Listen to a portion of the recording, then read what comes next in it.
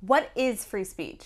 Whenever I call out anti-Semitism, I get comments from people like this, defending anti-Semitism, and thinking that it's a gotcha take because I defend free speech of people like Salman Rushdie. But here's why they're wrong. Free speech stops being free when it becomes hate speech, a standard which has actual legal precedent and doesn't just mean something you don't like. Speech which directly calls for violence against another group of people, or when it creates a clear and present physical danger that is likely to result in violence against a specific individual or group, is hate speech.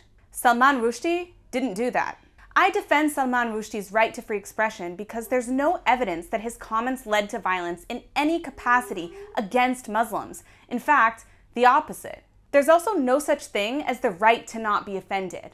And finally, criticism of a religion is not hate speech. So what about anti-Semitic social media content? Is that free speech or hate speech? Honestly, it can be both.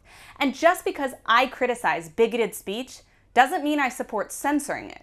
Anti-Semitic attacks are skyrocketing around the world and have been proven to have a direct relation to social media incitement, as Palestinian social media has shown.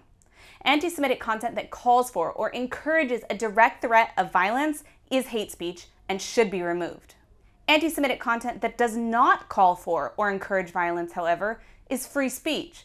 But just because something is legal doesn't make it right.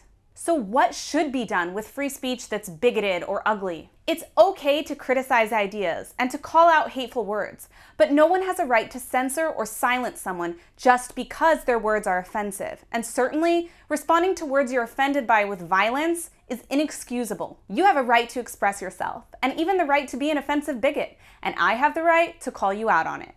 Free speech and the right to dissent is one of the core values of any free society, and it must be defended as vigorously as possible without endangering human life.